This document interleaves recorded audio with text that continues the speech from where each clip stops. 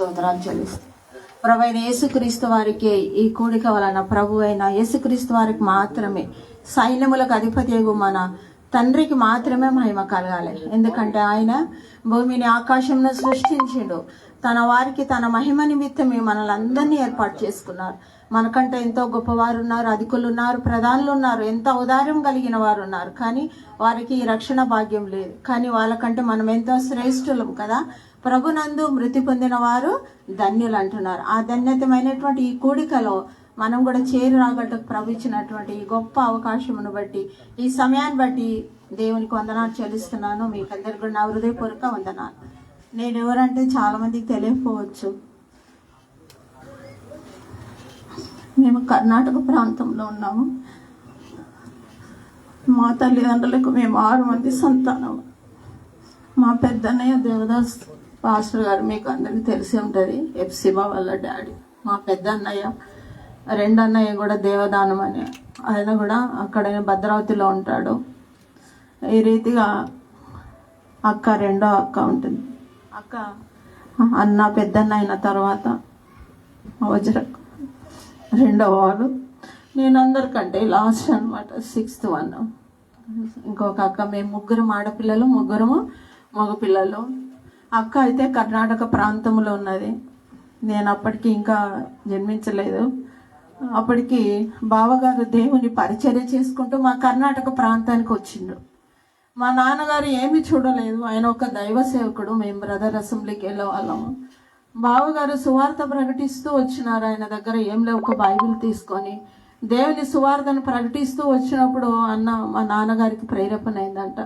ఈయన దైవ సేవకుడు, ఏమి ఉన్నా లేకపోయినా కూడా నా కుమార్తెనిచ్చి పెళ్లి చేయాలని. ఇవి నాకు తెలియదు, అక్క వాళ్ళు అన్న వాళ్ళు చెప్పుకుంటుంటే నేను విన్నాను. ఆ రీతిగా దేవుడు ఎవరిని వెనక ముందు ఏమి చూడలేదు. మా నాన్నగారు అక్కనిచ్చారు, ఇక్కడికి వచ్చారు. కానీ మిమ్మల్ని అందరినీ ఇంతగా అసంగంగా అక్క సంపాదించుకుంటుంది. అది కేవలం మేము 6 మందిమే, కానీ ఇంతమంది విశ్వాసులను, ఇన్ని సంఘాలు, ఇన్ని పరిశుద్ధ నిజంగా భూస్థాపన కార్యక్రమం నుంచి కూడా అందరూ చెప్తున్నటువంటి మాటలు నిజంగా అది ఎంతో శ్రేష్టమైనవి. మనం ఈ లోకంలో ఏమీ సంపాదించుకొని పోలేము. ఎవరి క్రియలు వారు వెంట వెళ్ళను. ఇప్పుడు ఈ క్రియలన్నీ అంటే ఆమె చేసిన కార్యములే. ఇవన్నీ కూడా ఎఫెసీ 5వ అధ్యాయం 1వ వచనం ఉంది. క్రీస్తు మనల్ని ప్రేమించి పరిమళ వాసనగా ఉండినట్లు ఆయన మనల్ని ఏం చేసిండు? ఏర్పాటు చేసుకుండు. ఆమె కూడా ఒక సువాసనగా ఇక్కడ జీవించింది. ఆమె క్రియలు ఎంతో పరిమళ వాసనగా వెదజల్లుతా ఉంది.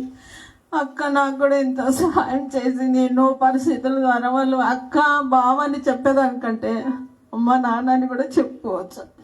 ఎందుకంటే వారి తల్లిదండ్రుల కంటే కూడా చాలా నాకు గొప్పైన వారిని నేను ఒప్పుకొచ్చున్నాను. నిజంగా ప్రతి పరిస్థితిలో కూడా మాకు ఎంతో సహాయపడి ఉన్నాను. అక్కను పోగొట్టుకున్నానని చాలా బాధ, దిగులు, వేదనగా ఉంటుంది. అయినప్పటికైనాను ఆమె యొక్క చేసిన క్రియలు, ఆమె యొక్క ఆ యొక్క పరిచర్యటువంటి పరిమళ వాసన ఇంతమంది ఆత్మీయులను, ఇంత సంఘర్షణ చూసినప్పుడు నిజంగా నాకు చాలా సంతోషమైంది.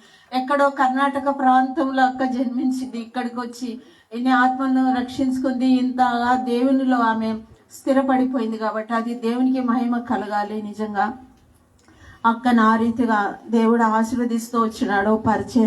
పరిచర్య విషయంలో ఏమి, కుటుంబంగా నేను వ్యక్తిగతంగా ఏమి, సంఘంగా ఏమి, ఆమె ఎంతగానో నిజంగా ఆమె క్రియలు ఆమెను కొనియాడుతూ వచ్చినాయి.